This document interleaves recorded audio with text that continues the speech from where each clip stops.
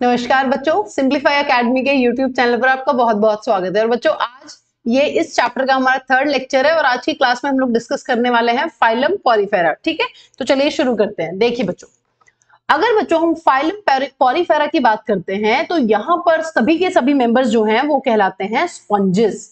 ठीक है, अगर मेंबर्स की बात करें फाइलम पॉरीफेरा के, तो इस फाइलम के सभी मेंबर्स कहलाते हैं स्पंजेस। स्पॉन्जेस वो एनिमल्स होते हैं बच्चों जो पोर बियरिंग होते हैं, पोर बियरिंग एनिमल्स। इन एनिमल्स की बॉडी पर बच्चों बहुत सारे पोर्स या बहुत सारे छेद देखने के लिए मिलते हैं, इसीलिए इनको स्पंजेस कहा जाता है। इनके नाम से ही पता चल रहा है। देखिए बच्चों, पॉरीफेरा, पॉरी मतलब कहां से आया वर्ड, पोर से। तो जिनकी बॉडी में बहुत सारे पोर्स होते हैं या फिर स्पंजेस, वो आते हैं फाइलम पॉरीफेरा के अंडर। ठीक है, देखिए जिस तरीके से हमने देखा है कि डेली लाइफ में भी देखा है कि जो बर्तन साफ करने वाला स्पंज होता है उसमें बहुत सारे छेद हैं, आप देख सकते हैं। ये क्या है? This is the sponge used for cleaning utensils, है ना। तो यहां पर भी देख सकते हैं आप कि देखिए इस स्पंज की बॉडी में बहुत सारे छेद हैं, यहाँ पर बहुत छोटे छोटे माइन्यूट छेद हैं। और इसी तरीके से बच्चों ये देखिए, ये इसी से मिलता जुलता एक स्ट्रक्चर है। ये देखने में आपको लग रहा होगा कि ऐसा ही बर्तन साफ करने वाले स्पंज जैसा है, लेकिन बच्चों यहाँ पर जो ये स्पंज नहीं, ये स्पंज है, ये एक एनिमल है। This is the picture of an animal. ठीक है, इस एनिमल का क्या नाम है? इस एनिमल का नाम है यूस्पोंजिया। यूस्पोंजिया, और यूस्पोंजिया अपना होता है फाइलम पॉरीफेरा का मेंबर। तो ये एक एनिमल है बच्चों, ये किसका मेंबर है? ये मेंबर है अपना फाइलम पॉरीफेरा का। ठीक है, तो इनकी शक्ल काफी कुछ मिलती है स्पॉन्जेस से, इसीलिए इन सारे के सारे एनिमल्स को जो फाइलम पॉरीफेरा से बिलोंग करते हैं उनको हम लोग बोलते हैं स्पंजेस। ठीक है बच्चों, और इनकी बॉडी पर भी हमें यहाँ बहुत सारे छेद इस तरीके से देखने के लिए मिलते हैं। ठीक है, चलिए देखिए बच्चों, अगर हम यहाँ पर बात करते हैं हैबिटेट के बारे में, स्पंजेस का हैबिटेट क्या होता है, तो जनरली स्पंजेस हमें देखने के लिए मिलते हैं मरीन वाटर में। Generally they are marine. ठीक है, मतलब ऐसी जगह पर मिलेंगे जहां पर पानी में नमक की कॉन्सेंट्रेशन बहुत हाई होने वाली है। ठीक है, और यहाँ पर कुछ एक दो एक्सेप्शन भी हैं। एक एक्सेप्शन जो हमें ध्यान रखना है वो है अपना एक फ्रेश वाटर स्पंज। ये वो स्पंज है या ये वो फाइलम पॉरीफेरा का मेंबर है जो हमें फ्रेश वाटर में देखने के लिए मिलेगा, और बच्चों यहां पर उसका नाम है स्पॉन्जिला। ठीक है, ये आपको एक्सेप्शन है, ये ध्यान रखना है। स्पॉन्जिला को फ्रेश वाटर स्पंज भी कहा जाता है। तो अगर हम बात करते हैं बच्चों, यहां पर देखिए जनरली मरीन में कौन कौन आ जाएंगे, लास्ट में हम लोग एग्जांपल्स पढ़ने वाले हैं। जैसे हमने अभी पढ़ा है बाथ स्पंज के बारे में, तो यू स्पॉन्जिया जो है वो बाथ स्पंज भी कहलाता है। उसका कॉमन नेम क्या है? Bath sponge. ठीक है, तो ये जो अपना यू स्पॉन्जिया एक एनिमल है जो एक पॉरीफेरा का मेंबर है बच्चों, ये मरीन है, और यहाँ पर एक फ्रेश वाटर स्पंज जो हमें मिलता है वो है स्पॉन्जिला। और ये जो डायग्राम है बच्चों, ये स्पॉन्जिला का डायग्राम है। ठीक है, तो हमें क्या ध्यान रखना है कि जनरली स्पॉन्जेस हमें देखने के लिए मिलेंगे मरीन वाटर में, बट एक एग्जाम्पल जो है फ्रेश वाटर स्पंज का वो है अपना स्पॉन्जिला। ठीक है, देखिए अब कुछ फंडामेंटल फीचर्स की बात कर लेते हैं बच्चों, जो हम प्रीवियस क्लासेस में भी पढ़ चुके हैं। अगर हम फाइलम पॉरीफेरा की बात करते हैं तो सबसे इंपॉर्टेंट चीज ये है कि दे आर मोस्ट प्रिमिटिव, सबसे पुराने मल्टी सेलुलर एनिमल्स हैं। ठीक है, ये हम इंट्रोडक्शन वाले या बेसिस ऑफ क्लासिफिकेशन वाले चैप्टर में पढ़ चुके हैं कि जो एनिमल्स होते हैं सभी के सभी एनिमल्स अपने मल्टी सेलुलर हैं। लेकिन अगर हम यहाँ पर एक वर्ड ऐड कर देते हैं प्रिमिटिव, तो प्रिमिटिव मल्टी सेलुलर एनिमल्स जो होते हैं वो होते हैं अपने स्पंजेस। ठीक है, कि सबसे पुराना फाइलम है एनिमल्स का ये। दूसरी इंपॉर्टेंट चीज क्या है बच्चों? They have cellular level of organization. Cellular level of organization, इनकी बॉडी में सेल्स हैं, टिश्यूज नहीं बनती हैं। सेल जो है वही अकेले अकेले मिलकर अलग अलग काम करती हैं। ठीक है, सेलुलर लेवल ऑर्गेनाइजेशन का मतलब होता है कि सेल एग्रीगेट है लेकिन लूजली पड़े हुए हैं, बहुत ज्यादा कॉम्पैक्ट होकर टिश्यू फॉर्मेशन नहीं होती है। तो यहां पर लिख देते हैं नो टिश्यू फॉर्मेशन। तो पॉरीफेरा के अंदर बच्चों हमें सेलुलर लेवल ऑफ ऑर्गेनाइजेशन देखने के लिए मिलता है, और यहां पर कभी भी टिश्यूज नहीं बनती हैं। लेकिन यहां पर हमने एक चीज पढ़ी थी कि यहाँ जो सेल्स होती हैं they show division of labour. Cells ने आपस में काम को बांटा हुआ है और अलग अलग सेल जो है वो अलग अलग काम को परफॉर्म करती है। ठीक है, ये पढ़ चुके हैं बच्चों।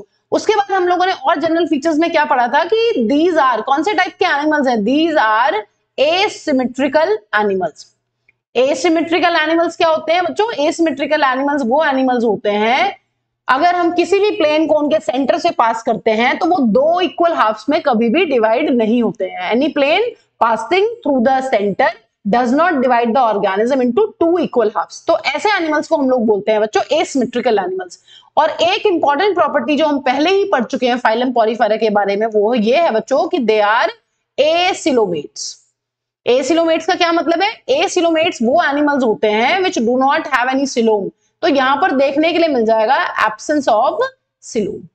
ठीक है बच्चों, ये बेसिक बेसिक फीचर्स है, ये प्रीवियस क्लासेस में भी डिस्कस कर चुके हैं, तो यहां पर हमने एक बार इनको रिवाइज कर लिया है। देखिए अब बात कर लेते हैं बच्चों इंपॉर्टेंट फीचर्स की। देखिए फाइलम पॉरीफेरा के अगर बहुत इंपॉर्टेंट फीचर की बात करें तो ये फीचर है वो, और ये फीचर आपको ध्यान रखना है, नीट में बहुत बार इस फीचर पे क्वेश्चन आ चुका है कि स्पंजेस की प्रॉपर्टी होती है या फाइलम पॉरीफेरा की प्रॉपर्टी होती है कि दे हैव वाटर ट्रांसपोर्ट और केनाल सिस्टम। देखिए कैसा सिस्टम होता है बच्चों इनके पास।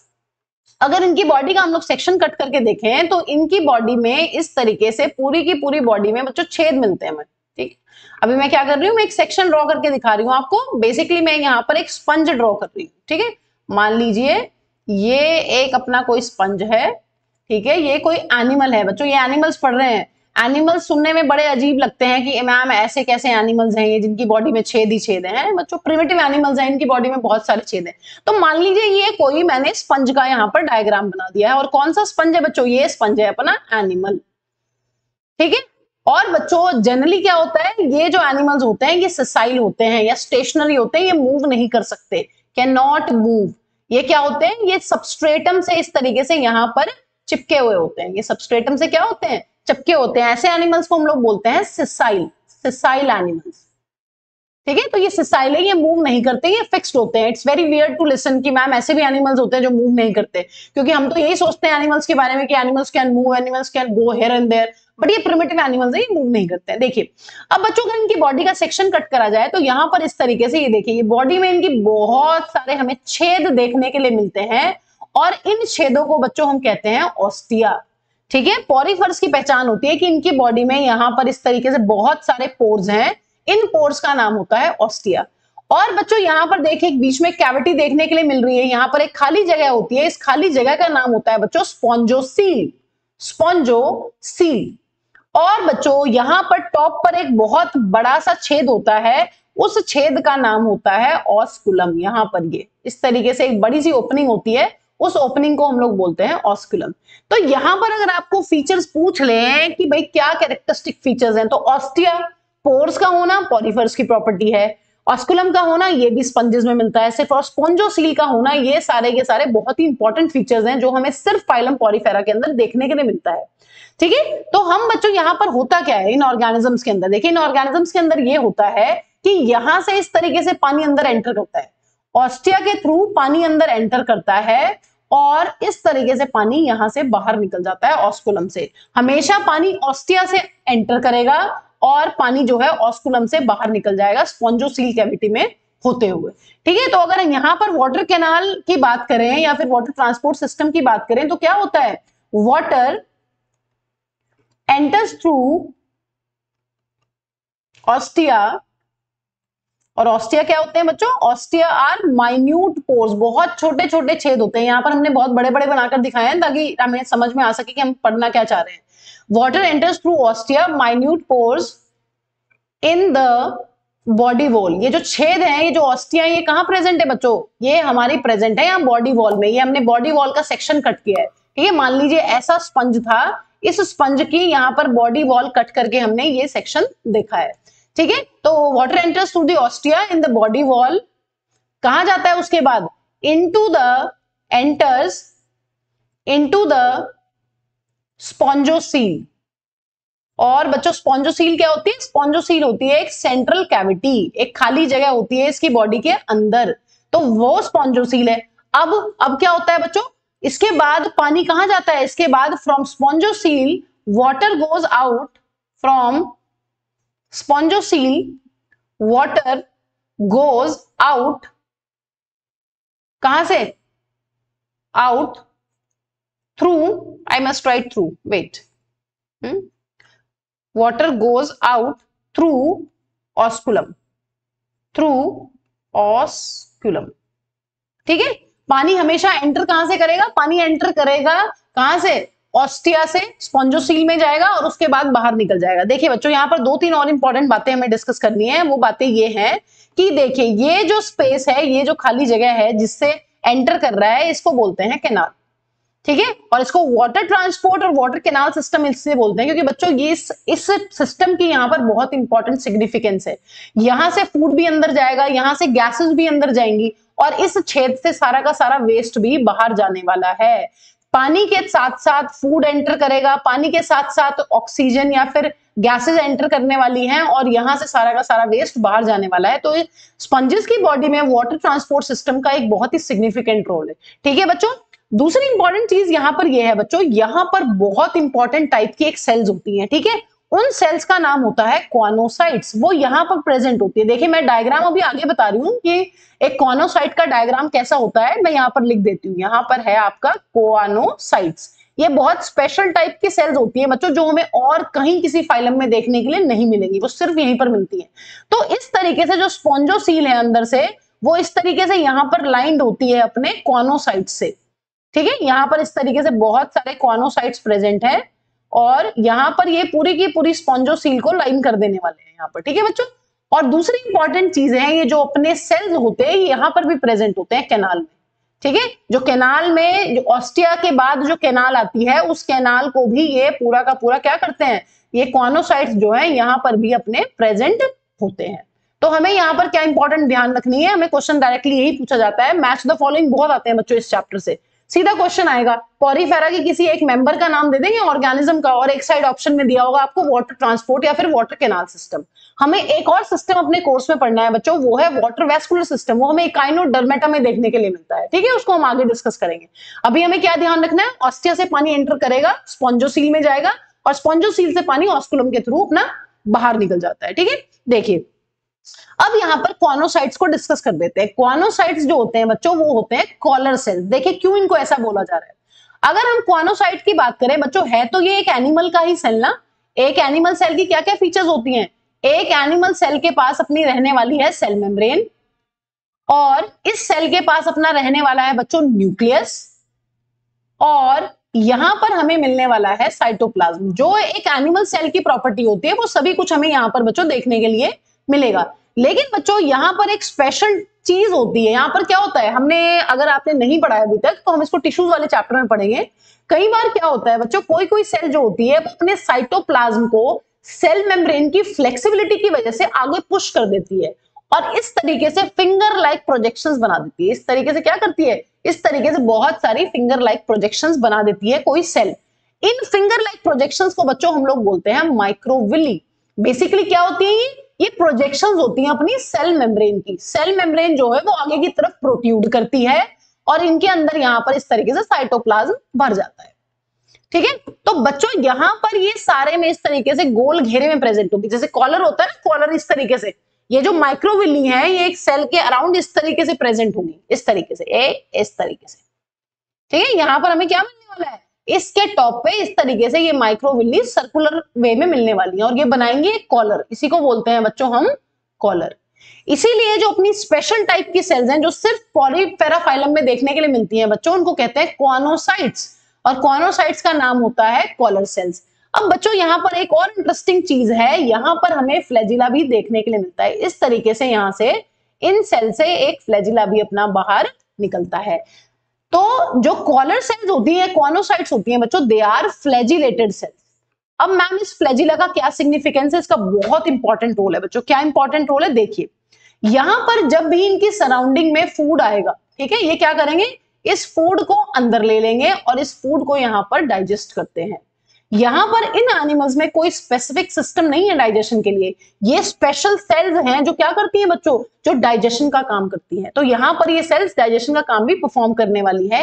इसलिए बच्चों यहां पर 2-3 इंपॉर्टेंट बातें हैं कॉनोसाइट्स के बारे में। पहली इंपॉर्टेंट चीज ये है, these cells lines the spongocoel, lines the spongocoel and canal. अभी पढ़ के आए हैं पिछली वाली स्लाइड पे, है ना, क्या पढ़ के आए बच्चों, ये अपनी स्पॉन्जोसील को लाइन करती हैं और ये अपनी कैनाल को भी लाइन करती हैं, स्पॉन्जोसील एंड कैनाल, कैनाल क्या था? कैनाल वो जगह है मैम जो बॉडी में जहां पर छेद प्रेजेंट है पूरा आउटर सरफेस पे, वहां से स्पॉन्जोसील में जाने का जो रास्ता है उसको कैनाल बोल रहे हैं।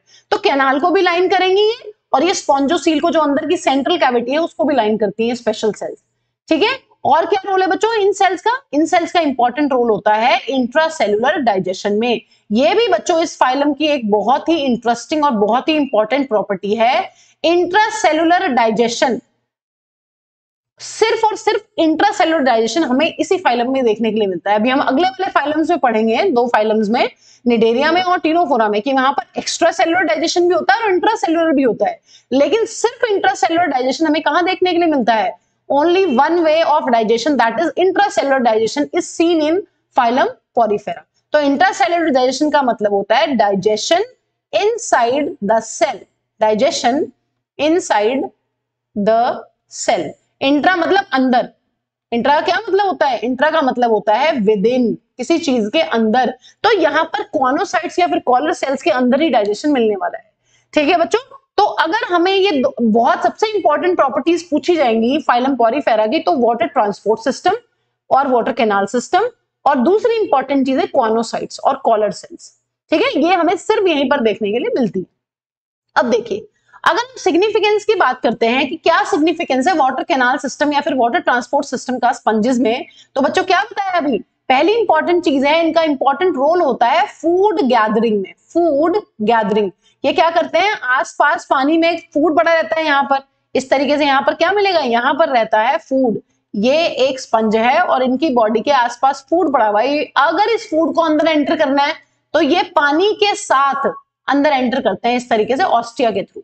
ठीक है, दूसरा इंपॉर्टेंट रोल क्या है बच्चों? दूसरा इंपॉर्टेंट सिग्निफिकेंस ये है कि यहां पर रेस्पिरेटरी एक्सचेंज भी जो होता है वो भी वाटर कैनाल सिस्टम की हेल्प से होता है। रेस्पिरेटरी एक्सचेंज का क्या मतलब है? रेस्पिरेटरी एक्सचेंज का मतलब है गैसेस का आदान प्रदान, O2 और CO2, है ना? O2 को अंदर लेना बॉडी के और CO2 को बाहर फेंक देना। तो ये काम भी कहां होगा? ये काम भी वाटर कैनाल सिस्टम की ही हेल्प से होगा। यहां पर सराउंडिंग में जो पड़ी हुई ऑक्सीजन होगी, डिसॉल्व्ड ऑक्सीजन, वो पानी के साथ ही आपकी अंदर जाने वाली है इस तरीके से और स्पॉन्जोसील में जाएगी। जो लास्ट इंपॉर्टेंट सिग्निफिकेंट रोल है बच्चों अपना वाटर कैनाल सिस्टम का, वो ये है कि यहां पर रिमूवल ऑफ वेस्ट, जितना भी वेस्ट स्पंजेस की बॉडी के बाहर जाना है वो भी इसी कैनाल सिस्टम की ही हेल्प से बाहर जाना है। इसका मतलब ये हुआ फूड को गैदर करना, ऑक्सीजन को गैदर करना और वेस्ट को बॉडी के बाहर फेंक देना, ये सारे के सारे इंपॉर्टेंट रोल होते हैं अपने वाटर कैनाल सिस्टम के। इसका बच्चों यहाँ पर इंपॉर्टेंट रोल रिप्रोडक्शन में भी होता है। अभी हम आगे सेक्सुअल रिप्रोडक्शन पढ़ेंगे तो वहां पर हम पढ़ेंगे कि जो रिप्रोडक्शन है अपना, वहां पर जो ट्रांसफर ऑफ गैमीट्स होता है वो भी वाटर कैनाल सिस्टम की ही हेल्प से होने वाला है। ठीक है, इसको हम अभी पढ़ रहे हैं। देखिए, तो आपको ये इंपॉर्टेंट फीचर्स ध्यान रखने हैं कि वाटर कैनाल सिस्टम में किस तरीके से चीजें काम करती हैं। देखिए, अब यहां पर एक इंपॉर्टेंट चीज है बच्चों, मैंने अभी आपको बताया था कि यहां पर स्पेशल टाइप की सेल्स होती हैं इस तरीके से, जिनको हम बोलते हैं कॉलर सेल्स। ठीक है, मैं एक एक बना रही हूँ, बहुत सारी होती है यहाँ पर इस तरीके से, इस तरीके से। ठीक है, यहाँ पर क्या है? ये पूरा का पूरा अपना प्रेजेंट है यहाँ पर कॉलर सेल्स, बहुत सारी इस तरीके से। ये सेल मेम्ब्रेन है, ये माइक्रोविली है। माइक्रोविली जो है वो आगे एक गोल घेरा बनाती है, उसको हम बोलते हैं कॉलर। ठीक है, क्योंकि वो कॉलर जैसी ही शक्ल का होता है, ये इस तरीके से। अब देखो क्या होने वाला है यहां पर। ये होने वाला है बच्चों, हमेशा जो फूड की एंट्री होगी या गैसेस की एंट्री होगी वो हमेशा पानी के साथ ही होने वाली है। हमेशा यहीं से एंट्री होगी, ऑस्टिया से ही एंट्री होगी। कभी भी ऑस्कुलम से चीजें एंटर नहीं करती हैं, ऑस्कुलम से चीजें हमेशा बाहर जाती हैं। ऐसा क्यों? ऐसा इसलिए होता है बच्चों, जो यहाँ पर फ्लैजिला होते हैं अपने, वो फ्लैजिला हमेशा अपवर्ड डायरेक्शन में बीट करते हैं इस तरीके से। किसी भी चीज को हमेशा अपवर्ड डायरेक्शन में क्या करने वाले हैं? पुश करने वाले हैं। ऑस्टिया से चीजें अंदर आएंगी स्पॉन्जोसील के अंदर, और फिर ऑस्कुलम से चीजें हमेशा कहां जाएंगी? ऑस्कुलम से जो चीजें हैं वो हमेशा बाहर जाने वाली हैं, कभी भी चीजें अंदर नहीं आएंगी। ठीक है, तो ये बात बच्चों हमें ध्यान रखनी है। ठीक है, तो food gathering, respiratory exchange, removal of waste, और अभी हम देखेंगे कि गैमीट्स का आदान प्रदान भी वाटर कैनाल सिस्टम की ही हेल्प से होने वाला है। चलिए देखिए बच्चों, अब हम बात करते हैं यहाँ पर स्केलेटन की। फाइलम पॉरीफेरा के जो मेंबर्स हैं, हमने बोला है कि वो सिसाइल हैं, वो एक जगह खड़े हुए हैं। ठीक है, और पानी में है। सारे के सारे जो अपने स्पंजेस हैं वो कहाँ मिलते हैं? वो पानी में ही मिलते हैं। टेरेस्ट्रियल कोई नहीं होता यहाँ पर, कोई ऑर्गेनिज्म टेरेस्ट्रियल नहीं होता जो हमें लैंड पर देखने के लिए मिले। यहाँ पर सारे के सारे जो ऑर्गेनिज्म है पानी के अंदर है। अब इनकी बॉडी में स्केलेटन भी होता है, जैसे हमारी बॉडी में एंडोस्केलेटन किस चीज का बना हुआ है, कार्टिलेज और बोन्स। अगर हमारे अंदर से बोन्स निकाल दो तो हम सांप जैसे हो जाएंगे, सांप की तरह रेंगेंगे हम लोग। इसी तरीके से बच्चों ये पानी में खड़े हुए, पानी का बहाव तेज भी होता है, हल्का भी होता है, तो ये कैसे खड़े हुए है ना, ये इस तरीके से इनकी बॉडी, मान लीजिए एक साइकॉन का डायग्राम बनाते हैं यहाँ पर। साइकॉन क्या होता है, साइकॉन भी अपना एक स्पंज है, एनिमल है, अपना एक पॉरीफेरा का मेंबर है। इस तरीके से उसकी बॉडी होती है बच्चों, वो पानी में हमेशा के लिए इस तरीके से खड़ा हुआ है। कैसे? इनकी बॉडी में भी बच्चों हमें क्या देखने के लिए मिलता है, इनकी बॉडी में भी हमें देखने के लिए मिलता है इंटरनल स्केलेटन, जो इनको एक पोजीशन में बहुत अच्छे से खड़ा रखता है। ठीक है, मजबूत है अंदर से बॉडी। ठीक है, जो स्केलेटन है उसके दो पार्ट्स हैं बच्चों। एक यहां पर हमें देखने के लिए मिलते हैं बच्चों स्पॉन्जिन फाइबर्स। स्पॉन्जिन फाइबर्स, ये जो स्पॉन्जिन फाइबर्स होते हैं बच्चों, ये प्रोटीन के बने हुए होते हैं। इसका मतलब they are proteinaceous in nature. ठीक है, प्रोटीनेशियस इन नेचर। यहां पर जो दूसरा स्केलेटन का पार्ट है, जो इनके स्केलेटन को मजबूत बनाता है, जो इनकी बॉडी वॉल के अंदर प्रेजेंट होता है, वो होते हैं बच्चों अपने स्पिक्यूल्स। स्पिक्यूल्स। अब स्पिक्यूल्स जो होते हैं वो दो चीजों के बने हुए हो सकते हैं, या तो वो बने होंगे अपने कैल्शियम कार्बोनेट के। ऐसे स्पिक्यूल जो कैल्शियम कार्बोनेट के बने होते हैं बच्चों, उनको हम लोग बोलते हैं कैल्केरियस स्पिक्यूल्स। Calcareous spicules. और ऐसे स्पिक्यूल्स जो बने होंगे बच्चों सिलिका के, कांच के, उनको हम कहेंगे सिलीशियस। सिलीशियस स्पिक्यूल्स। अब मैम प्रेजेंट कहां होते हैं? प्रेजेंट बच्चों इस तरीके से होते हैं। मान लीजिए अभी हमने जो स्पंज की बॉडी बनाई थी, इस तरीके से एक सेक्शन यहां पर बनाकर देख लेते हैं। ये ठीक है, ये हमने बनाया था इस तरीके से कि अगर बॉडी का सेक्शन कट करेंगे तो इस तरीके से अपना स्पंज हमें नजर आने वाला है यहाँ पर। ठीक है, और ये क्या है इसकी बॉडी में, यहाँ पर है ये बहुत सारे ऑस्टिया। तो बच्चों बाहर की तरफ स्पेशल अलग टाइप की सेल्स होती हैं, यहाँ पर, यहाँ पर, यहाँ पर।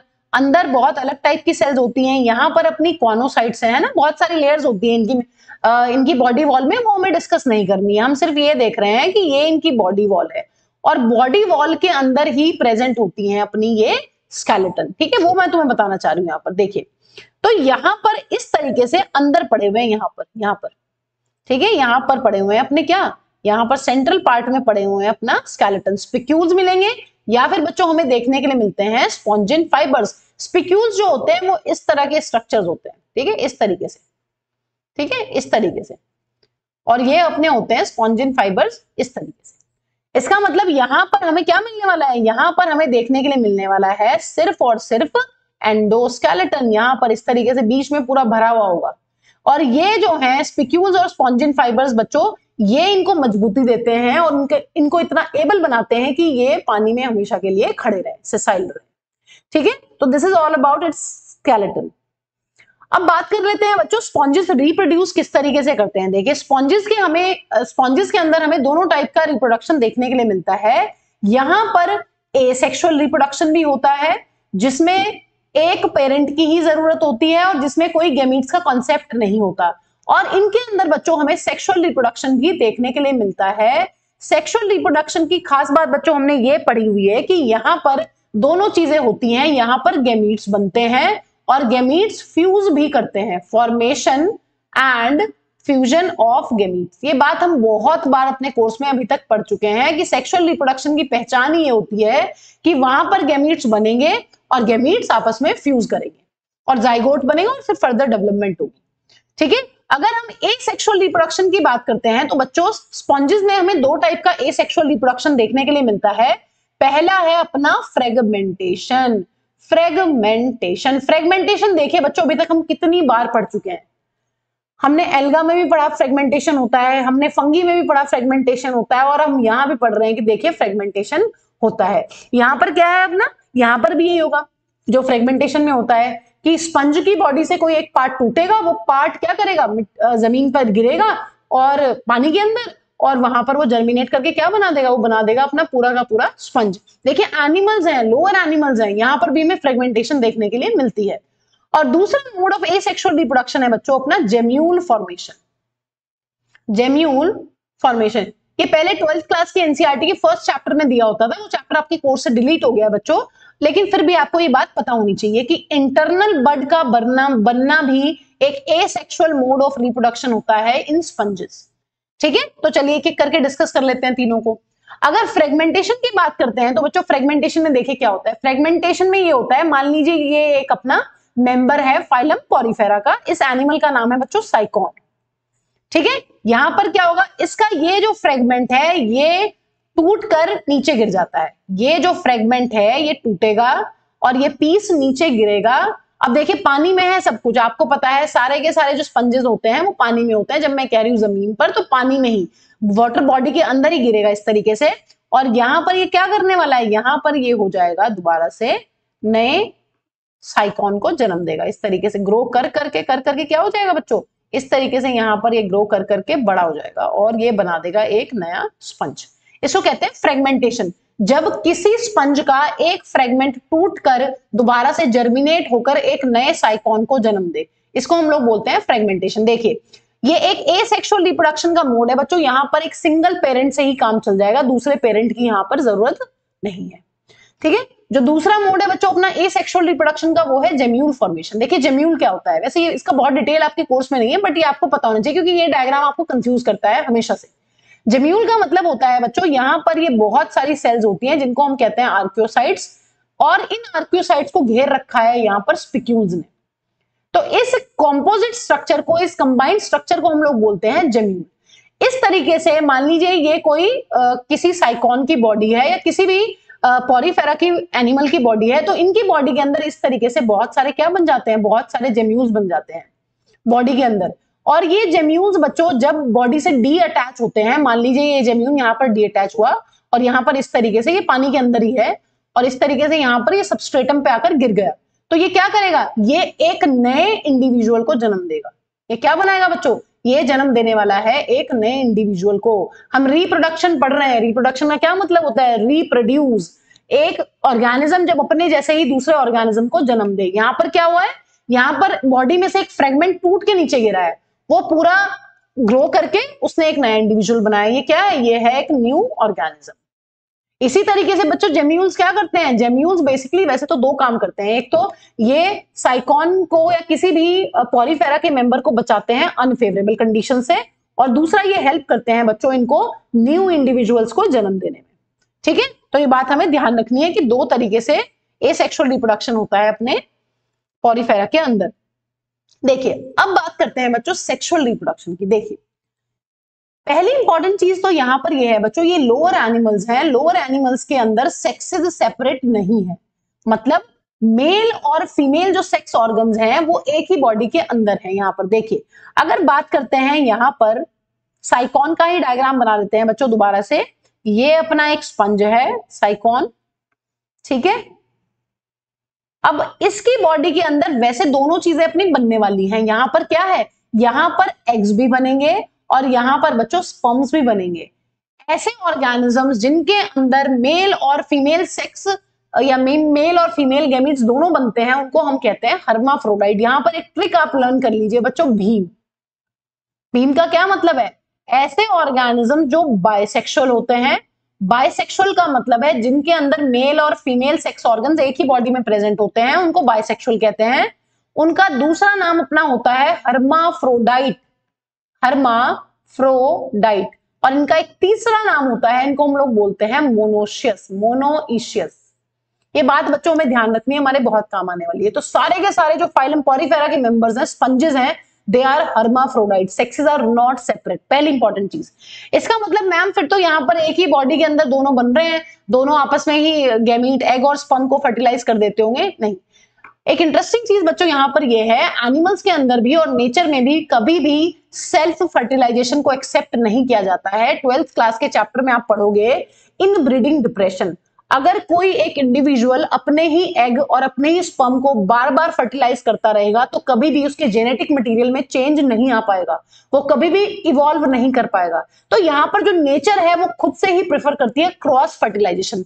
भले ही एक साइकॉन के पास दोनों चीजें हैं, भले ही एक साइकॉन के पास अपना एग भी है और स्पर्म भी है, लेकिन ऐसा कभी नहीं होता है कि उसी का एग उसी के स्पर्म से फर्टिलाइज करे। यहां पर होता क्या है बच्चों, मान लीजिए ये दूसरा साइकॉन है, ठीक है, ये अपना फर्स्ट साइकॉन की बॉडी है, सेकंड साइकॉन है। तो यहां पर होने ये वाला है बच्चों, इसकी बॉडी में से यहां से स्पर्म्स निकल कर इस तरीके से जाने वाले हैं एक दूसरे साइकॉन के पास, और ये सब कुछ बच्चों कहाँ है, सब कुछ पानी में है। हमें पता है सारे के सारे जो फाइलम पॉरीफेरा के मेंबर्स होते हैं वो हमें देखने के लिए मिलते हैं एक्वाटिक हैबिटेट में या फिर पानी के अंदर।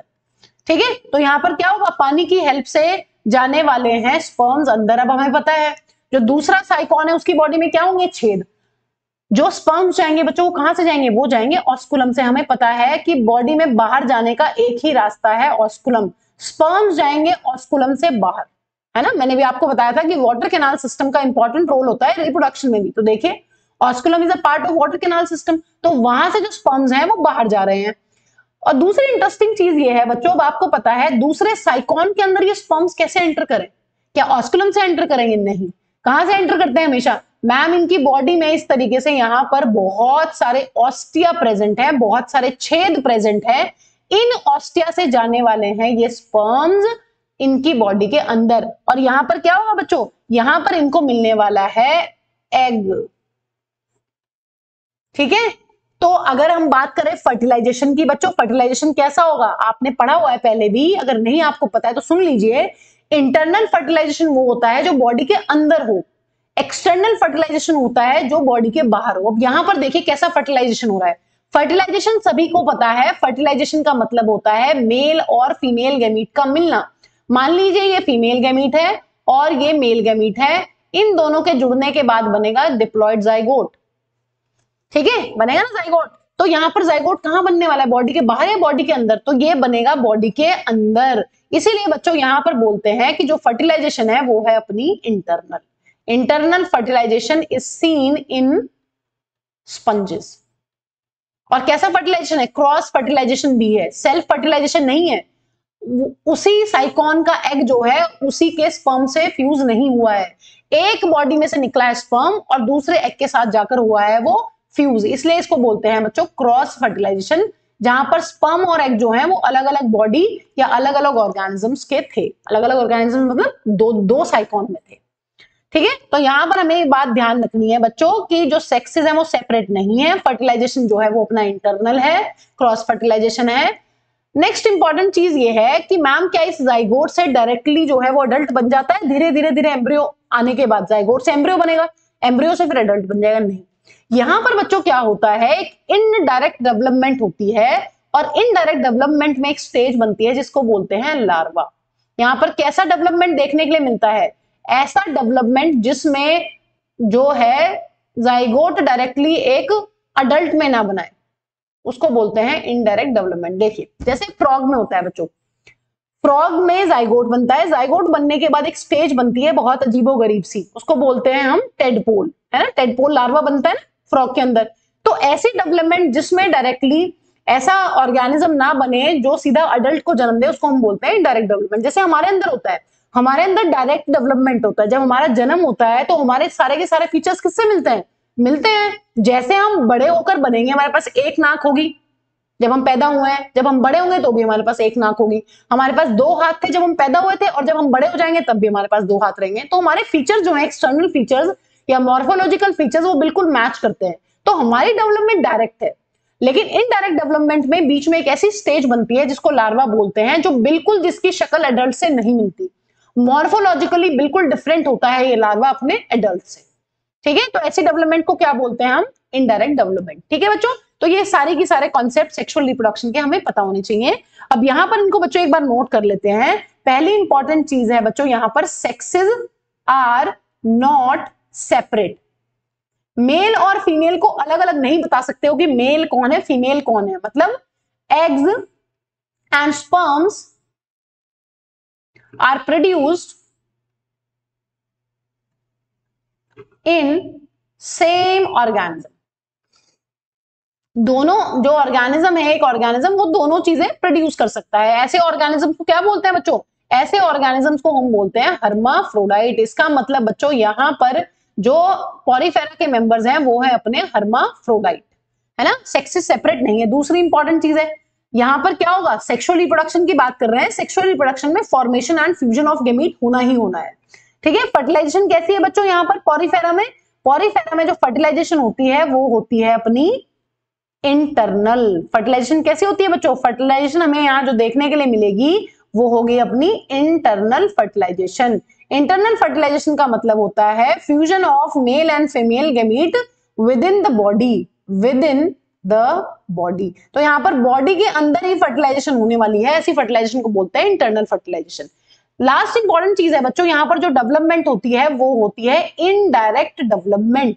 इनडायरेक्ट डेवलपमेंट एक ऐसी डेवलपमेंट है मैम जब बीच में एक ऐसी स्टेज बने जिसको लार्वा बोलते हैं, और वो लार्वा जो है वो बिल्कुल हूबहू नहीं मिलता है अपने एडल्ट से। क्या लिख सकते हैं बच्चों? Larva does not resembles it's adult morphologically. Morphology का क्या मतलब होता है? मॉर्फोलॉजी का मतलब होता है एक्सटर्नल अपीयरेंस, है ना, बाहर से देखने पर जब आपकी शक्ल ना मिले, एक्सटर्नल अपीयरेंस, उसी को बोलते हैं मॉर्फोलॉजी। ठीक है बच्चों, तो ये बात हमें ध्यान रखनी है। जैसे अगर मेंढक की बात करें तो मेंढक के पास कोई पूंछ नहीं होती, लेकिन जो उसका लार्वा होता है उसके पास टेल होती है। ठीक है, और भी बहुत सारे डिफरेंसेस होते हैं, उसको हम अगले वाले आने वाले चैप्टर्स में डील करेंगे। इनडायरेक्ट डेवलपमेंट समझ गए बच्चों आप लोग? इनडायरेक्ट डेवलपमेंट का मतलब है वो डेवलपमेंट जिसमें लार्वल स्टेज बनती है, और लार्वा वो स्टेज होती है जो अपने एडल्ट से बिल्कुल भी मैच नहीं करता है। ठीक है, चलिए अब बात कर लेते हैं बच्चों एग्जांपल्स की। Examples are very important. इस चैप्टर में बच्चों आपको एग्जांपल्स लर्न करने ही करने हैं, क्योंकि बहुत कॉमन क्वेश्चन है इस चैप्टर से जो एग्जांपल्स के साथ कैरेक्टरिस्टिक फीचर्स पे आता है। जैसे यहां पर हमने पढ़ लिया है कॉर्नोसाइट कॉलर सेल्स, यहां पर हमने पढ़ लिए हैं स्पिक्यूल्स एंड स्पॉन्जिन फाइबर्स, यहां पर हमने पढ़ लिया है इंट्रासेलुलर डाइजेशन, यहां पर हमने सबसे इंपॉर्टेंट चीज पढ़ ली है वाटर ट्रांसपोर्ट सिस्टम। तो ऐसे ऐसे इंपॉर्टेंट जो फीचर्स हैं हर फाइलम के, वो बच्चों हमें बहुत दिल से ध्यान रखने हैं, क्वेश्चंस उन्हीं पे बनते हैं। जब पीवाईक्यूज डिस्कस करेंगे तो वहां आपको इनकी सिग्निफिकेंस पता चलेगी। देखिए जो एनसीईआरटी के डायग्राम्स है एक बार उनको देख लेते हैं, और एक बार ये जो नेचुरल उनकी फोटोज है वो मैंने ली हुई है, वो आपको दिखाती हूँ। देखिए ये पहला जो अपना मेंबर है फाइलम पॉलीफेरा का, ये है बच्चों साइकॉन। ठीक है, ये कौन है? साइकॉन। और यहाँ पर जो असली फोटो है वो ये वाली है, साइकॉन। साइकॉन का जो कॉमन नेम होता है बच्चों, इसको बोलते हैं स्काइफा। स्काइफा, तो आपको स्काइफा भी दिया जा सकता है एग्जाम में, तो स्काइफा किसका नाम है? साइकॉन का। ठीक है, अपना जो दूसरा स्पॉन्जिस का एग्जाम्पल है जो बच्चों हमें याद करना है वो है यूस्पोंजिया। यूस्पोंजिया, यूस्पोंजिया क्या है? यूस्पोंजिया है अपना, इसका कॉमन नेम होता है बाथ स्पंज। इसकी शक्ल मिलती है नहाने वाले स्पंज से, इसलिए इसको क्या कहते हैं? इसको कहते हैं बाथ स्पंज। और ये किसका है? ये एनसीईआरटी में दिया हुआ है यूस्पोंजिया का डायग्राम। तो आपको ये ध्यान रखना है, डायग्राम बेस्ड क्वेश्चन आपको आ सकता है। और जो तीसरा डायग्राम बच्चों एनसीईआरटी में दिया है वो है स्पॉन्जिला। स्पॉन्जिला क्या होता है बच्चों? स्पॉन्जिला होता है अपना फ्रेश वाटर स्पंज। बाकी सारे के सारे जो स्पंज होते हैं बच्चों वो अपने क्या होते हैं? वो होते हैं मरीन। यहाँ पर एक ही एग्जाम्पल है जो हमें फ्रेश वाटर स्पंज का लर्न करना है, वो है स्पॉन्जिला, और ये है अपना फ्रेश वाटर स्पंज। ठीक है बच्चों, तो ये तीन एग्जांपल्स हमारी एनसीईआरटी में दिए हुए हैं, ये हमें ध्यान रखने हैं, क्योंकि डायग्राम बेस्ड क्वेश्चन भी आ सकता है, एग्जांपल से मैचिंग भी आ सकती है करने के लिए किसी कैरेक्टरिस्टिक फीचर की, तो हमें पता होना चाहिए। ठीक है, और देखिए यहाँ पर कोई ट्रिक की हमें जरूरत नहीं है बच्चों यहाँ पर एग्जांपल्स लर्न करने के लिए, क्योंकि सभी में देखिए स्पंज स्पंज आ रहा है, यूस्पोंजिया, स्पॉन्जिला, स्पंजेस है ना सारे के सारे, फाइलम पॉलीफेरा के जो मेंबर्स हैं वो सारे के सारे स्पंजेस हैं, तो सब में स्पंज आ रहा है, यूस्पोंजिया, स्पॉन्जिला, साइकॉन। ठीक है, तो ये इसके लिए कोई किसी ट्रिक की जरूरत नहीं है, ये आपको वैसे ही याद हो जाएंगे। ठीक है बच्चों, थैंक्स फॉर वॉचिंग बच्चों। अगर आपको हमारे लेक्चर्स पसंद आते हैं तो प्लीज शेयर कीजिए अपने दोस्तों के साथ। ठीक है, थैंक्स, मिलते हैं अगले लेक्चर में। अगले लेक्चर में हम लोग डिस्कस करेंगे फाइलम निडेरिया के बारे में।